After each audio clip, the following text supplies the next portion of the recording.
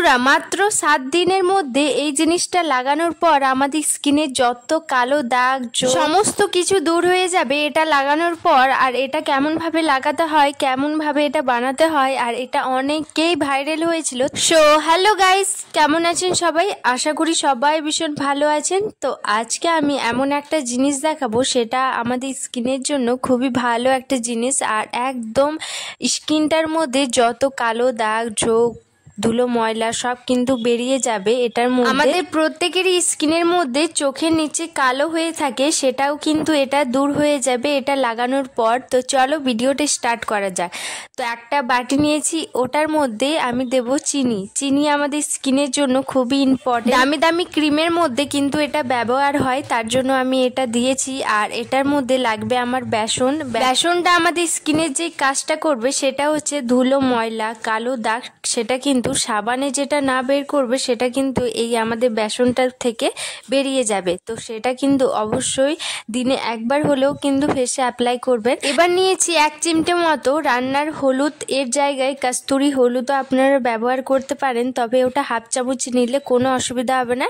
রান্নার হলুদ বলে 1 চিমটে নিয়েছি। তারপর এখানে লাগবে একটা লেবু। লেবুটা আমার এতটা লাগবে না, লেবুটা হালকাই লাগবে। কোনো জিনিস ফেসে অ্যাপ্লাই করার সময় কিন্তু লেবুটা আমাদের খুবই ইম্পর্টেন্ট, আর সেটা কিন্তু সবটার মধ্যেই লাগে, যেমন বেসন, মধু।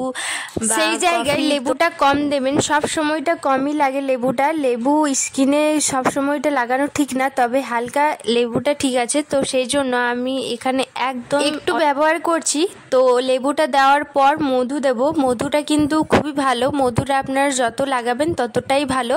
তো মধুটা আমি পরিমাণ মতো দিয়ে দিলাম। আর এটা যদি বেশিও বানানো যায় তাহলে কিন্তু স্টোর করে রেখে দেওয়া যাবে, এটা ডেইলি লাগানো যাবে।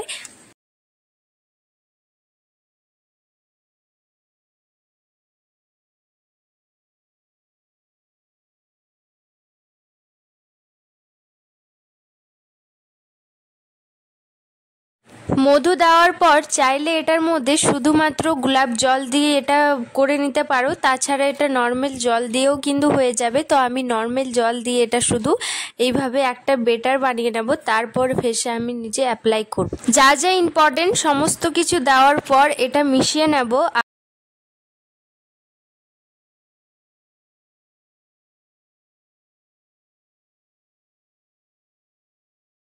যারা এটা জানেন না বা যারা এটা জানেন, আমি জানি অনেকেই এটা জানো যে এটা কেমনভাবে অ্যাপ্লাই করতে হয় আর কেমনভাবে বানাতে হয়, তবে আমি যেইভাবে বানাচ্ছি কিন্তু সেইভাবে কিন্তু একবার হলেও এটা বানিয়ে দেখো। আমাদের স্কিনে কালো দাগ ধুলো ময়লা ট্যান্ট পড়ে যাওয়া সমস্ত কিছু কিন্তু এটা দূর হয়ে যাবে। আর নিজের হাতে নিয়ে এটা আমি দেখাচ্ছি যে আমার হাতটা এখন কতটা বেশি গ্লো মারছে এটা লাগানোর পর।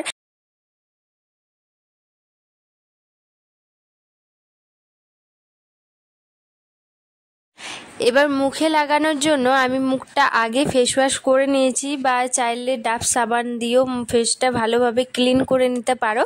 তারপর যে কোনো ফেস প্যাক বা যা কিছু ফেস ওয়াশ করার পরই কিন্তু হয়।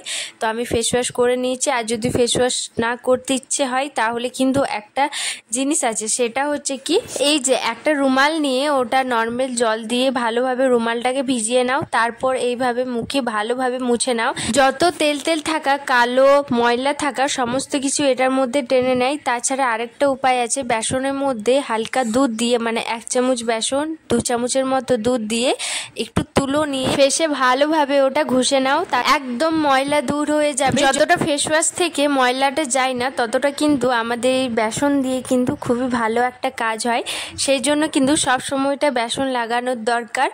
তো আমি যেটা বানিয়েছিলাম, তো এইভাবে ফেসে অ্যাপ্লাই করার পর এটা আমি শুধুমাত্র এইভাবে ঘষে নেব। হালকা হালকা ঘষতে হবে যাতে স্কিনটা ছুলে না যায়, সেই মতো কিন্তু হালকা হালকা করে ঘষে নিতে হবে। 5 মিনিট ধরে মুখে ভালোভাবে এটা ঘষে নেব।